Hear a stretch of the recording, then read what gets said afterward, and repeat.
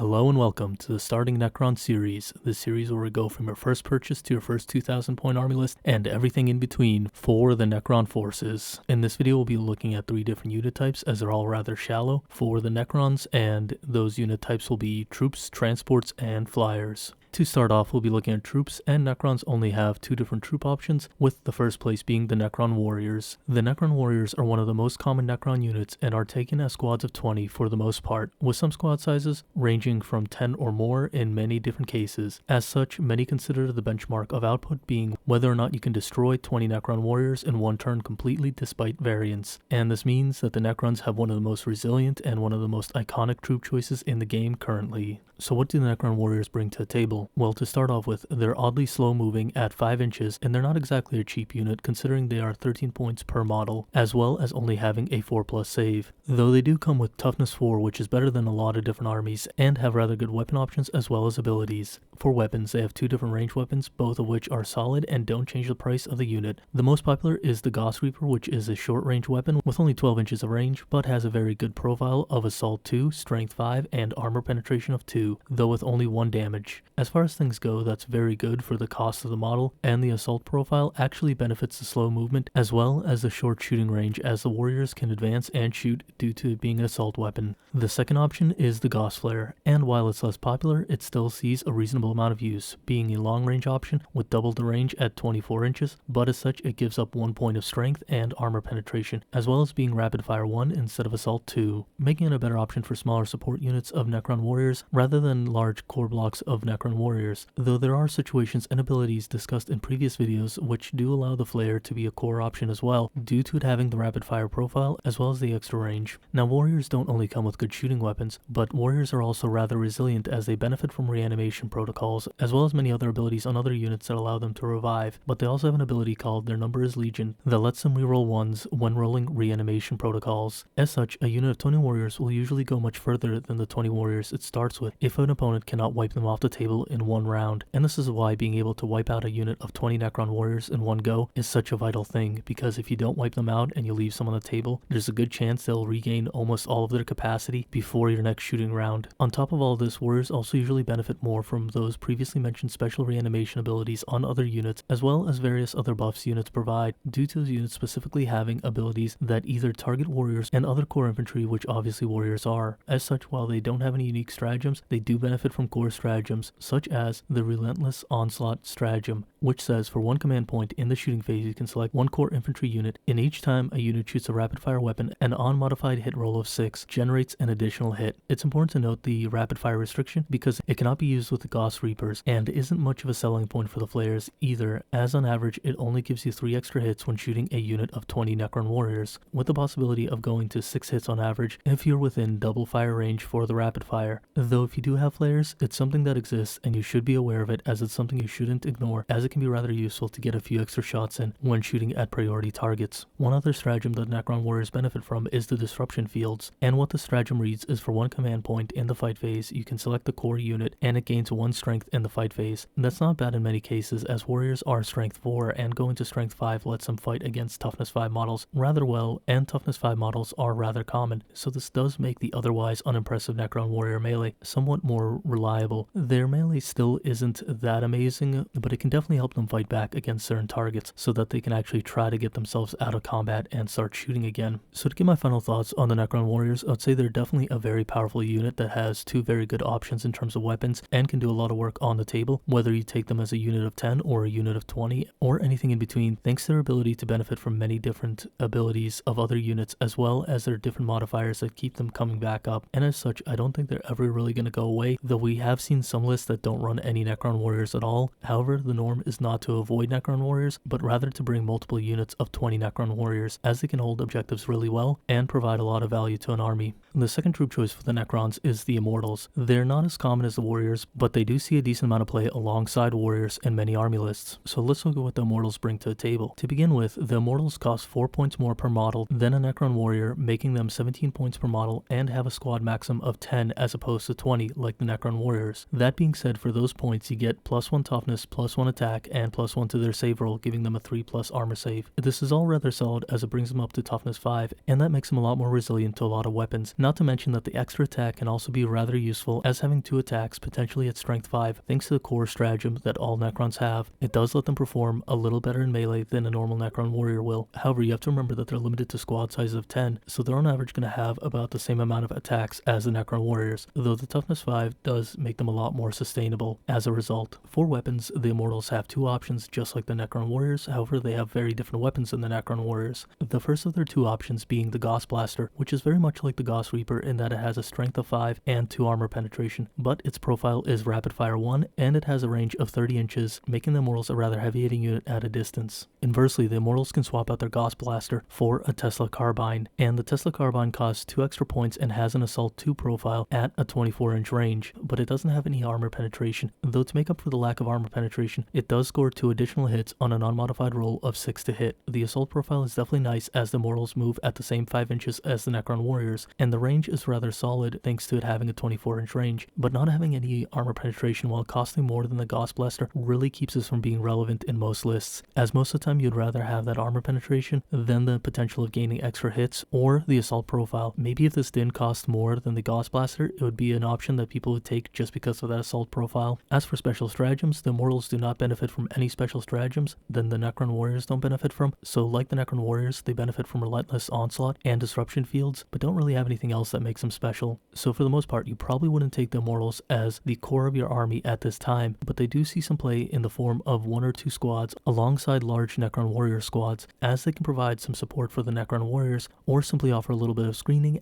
Now that we looked at the Necron troop choices, we can look at the Necron transport choices. The Necrons have all of 1 transport option, and that is the Ghost Ark. The Ghost Ark is 145 points and has a 12-inch movement speed, 6 toughness, and 14 wounds. The toughness is a bit lower than would be desired, but the profile isn't bad either, and it does have a 3+ save as well as quantum shielding, which gives it a 5+ invulnerable save and ignores unmodified wound rolls of 1 through 3, which makes up for the lower toughness to some extent. Though if you really needed to, it can go up to a 4+ invulnerable save for the duration of a single phase using 1 command point and the quantum deflection stratagem. This is a rather weak stratagem, but if you're really in desperate need of a slightly better invulnerable save, this is something that exists and it's good to know that it's there. As far as weapons goes, this model comes with 2 Gauss Flare arrays, which gives the Ghost Ark the shooting profile of 10 Necron warriors armed with Gauss Flares. Considering 10 Necron warriors will cost you 130 points, this means that you get all of the extra abilities of this model for only 15 points extra. But you should note that unlike those 10 warriors, this does not have objective secured, and it does not benefit from reanimation protocols in the same way that Necron warriors do. And in addition to that, it is also a vehicle, so its shooting profile and movement can become worse as it loses wounds, making it a little worse in shooting than a Necron warrior squad would be. However, unlike a Necron warrior squad, it only loses ballistic skill and movement speed, not the number of shots it gets until it's destroyed. For special abilities, it comes with a repair barge ability, where in your command phase, you can select a unit of friendly Dynasty Necron warriors within 6 inches and resurrect D3 models within that unit. This can be rather good as the combination of all the different abilities that let Necron warriors survive and reanimate do add up rather quickly, and this ability is rather solid considering how few points you pay for it when you consider the overall profile of the Ghost Ark and how much it costs in points. There's also a special stratagem that costs 1 command point called Reconstruction Protocols, and what this does is it allows you to increase the repair barge ability from D3 models to D6 models, and this is just okay because while on average you should get double the results, you can also completely miss by rolling a 1, 2, or 3, and as such it'll be doing nothing for 1 command point, so sometimes it'll be incredibly underwhelming, and that's never a fun place to be. I'd honestly rather that it just added 2 models to the resurrection or some other flat amount. Now I did mention the Ghost Ark is a transport, and as such the Ghost Ark can transport up to 10 Necron warriors or infantry characters. This makes it a rather limited transport, especially as squads of 10 warriors are less common than squads of 20, but they do definitely see play, and this model has enough going for it that even if it's not used as a transport, it still has enough abilities to actually be very useful for its points. That being said, you can always take a unit of 10 in the Ghost Ark, move it to a location, and then bunker down until a large squad arrives at that location to reinforce the Ark and the 10-man unit. One last thing to keep in mind is the Ghost Ark is a vehicle and can explode, which will make it cause D3 mortal wounds within 6 inches, and as such it has a stratagem called Curse of the Pharaon, which makes it auto-explode for 1 command point, without having to roll a d6 to see whether or not it explodes when it's destroyed.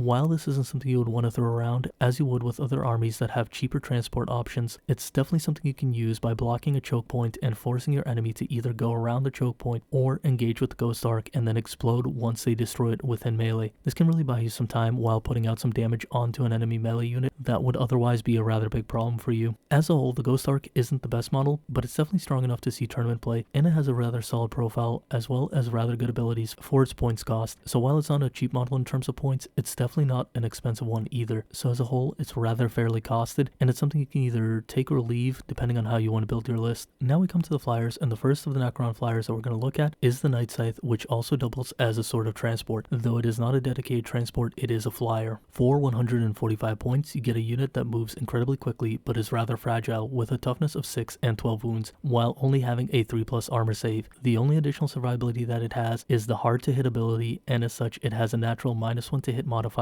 against enemy shooting. This isn't a bad profile, but it's definitely one that's very fragile, as quite a few different weapons can do a lot of damage to it, and it being a flyer makes it much harder to hide behind terrain, as well as the movement system for flyers making it even more restrictive in terms of how you have to position it, while also sometimes being rather awkward. The Night Scythe does not have weapon options, and the weapons it comes with are a bit underwhelming. The only weapon it comes with is a twin Tesla Destructor, which has 10 shots at a strength of 7 and gains 2 additional hits on an unmodified roll of 6 to hit. Having no armor penetration and being only damage 1 really makes this weapon significantly weaker than it could be. Not only that, but the strength 7 is 1 point away from a major breaking point, as a strength of 8 would be significantly better than a strength of 7. As such, the lower strength profile shooting of the Ghost Arc can definitely be a better shooting profile than the Night Scythe shooting profile in many cases, simply because of that armor penetration. However, the Night Scythe shooting is still probably just a tiny bit better than the Ghost Arc shooting. What the Night Scythe really brings to the table is that you can transport up to 20 core infantry characters, or dynastic agent infantry within it, which makes it able to move across the table incredibly quickly and drop off large units to hold a position before it moves away, and that can be a rather powerful ability for capturing objectives. Now, if you're worried about the Night Scythe being destroyed with units still embarked in it, or simply want to transport more units within it, it does have the prismatic dimensional breach stratagem that for 1 command point lets you take 1 core unit in strategic reserves and deploy it as if it was disembarking from the Night Scythe. This can be rather good as it does keep the unit a bit safer than being embarked and gives you more options. However, it does start to eat away at your command points rather quickly because you have to pay for the strategic reserves as well as for this ability. As such, the nice thing about the Night Scythe is that it moves quickly and can deploy large units in places that would otherwise be much harder for them to reach. Although the firepower it brings is just okay, and the stat line makes it incredibly fragile, meaning it can blow up before it can deploy units, thus negating the benefits that it has. It could definitely be a useful model, but it's on the weaker side and should only be taken if you have a very specific goal and strategy in mind when taking into play that benefits from the strengths that it has, as otherwise you'll be spending 145 points for a unit that just flies around and has a rather weak shooting profile if it's not doing something with that transport capability. The second Necron flyer is the Doom Scythe. The Doom Scythe uses the same chassis as the Night Scythe, so their stats are for the most part the same. However, the Doom Scythe loses the transportation capabilities of the Night Scythe in order to pick up a rather powerful weapon known as the Heavy Death Ray, in addition to the Twin Tesla Destructor. The Heavy Death Ray is a heavy hitting weapon with a strength profile of 12, an armor penetration of 4, and a damage profile of D3+3, but it is rather limited as it only has 3 shots when firing. This weapon can definitely put out some serious damage, but the Doom Scythe is 200 points and once again has the very fragile chassis of the Night Scythe, making it a very easy target for your opponents that is very hard to protect on your end. I wouldn't really bring this to the table until it sees some kind of points drop or manages to gain some protection, because while the Heavy Death Ray is a rather powerful weapon and it has a decent amount of shots despite only having 3 shots with it, the body of the Doom Scythe is rather soft and can be blown up before it actually does anything, while having to move around, making it harder to position during the shooting phase. One last thing to note about the Doom Scythe is that it has a special stratagem that for 1 command point you can select either the target of the Death Ray or a unit within 3 inches of the target of the Death Ray, and your opponent picks one of the following 2 options for that unit. The unit chooses to brace or duck. If the opponent chooses to brace, the unit suffers D3 mortal wounds, and if the opponent chooses the unit ducks, then that unit loses 1 attack from its attack characteristics until the end of turn and cannot fire Overwatch. This is a rather mediocre ability as your opponent gets to pick which ability happens, and they're always going to choose the one that's better for them. It's always the weaker of the 2 options for you, and sometimes it can do absolutely nothing. If the enemy unit's not going to be engaged in an attack, it's just going to choose to lose some attack profile while avoiding any mortal wounds, and if it's going to be engaging in a serious attack, it's just going to take a couple mortal wounds and continue on as it normally would. This is one of those models I really wouldn't bring to the table even if I had a special plan with it, simply because it's incredibly fragile and costs way too many points. So until this model sees some kind of significant drop in points or sees a significant rise in survivability, I don't expect it to be seen in many tournaments because while it's very heavy hitting, it's just too easy to destroy and won't usually do enough in a game to warrant its points cost. And the third and final flyer of the Necron Army is the Shroud, and this is a Forge World model, so it's not listed in the normal Necron Codex. It might even end up going to Legends at some point, as a lot of Forge World options like this have been. The Shroud is a model that's rather similar to the Scythe and the Doom Scythe, but has a little bit more survivability, coming with a toughness characteristic of 7 and 14 wounds, while still costing 190 points. So while it's a definite improvement to the survivability of the Scythe style chassis, it's not exactly enough to make it that much more survivable. In terms of weapons, the Shroud comes with a twin Tesla Destructor and a Death Sphere Bombardment, and what the bombardment does is once per battle you can pick a unit that the Shroud moved across and you roll a d6 for every model within that unit to a maximum of 12d6, which causes 1 mortal wound for every 3+ you roll on those d6. This is actually an incredibly weak weapons profile as a whole, considering the Adeptus Mechanicus get an Archaeopter Fusillade, which only costs 130 points and has a comparable stat line to the Shroud, as well as being able to drop bombs every single turn instead of once per battle. However, the Fusillade is limited to only 10d6 instead of 12 and requires a 4+ instead of a 3+, though even with that in consideration, the Fusillade can do this every single turn, whereas the Shroud can only do this once per battle. And that really should show you how weak the Shroud is, unfortunately, and it's very much not worth it, so I doubt you'll ever see one of these in a tournament until something changes. Anyway, if you found this video helpful, please like, subscribe, and share, as that really does help the channel out. And I'd like to give a shout out to my first patron, Dominus Daniel, for supporting the channel. Thank you very much, and as always, thank you for watching and have a great day. Bye.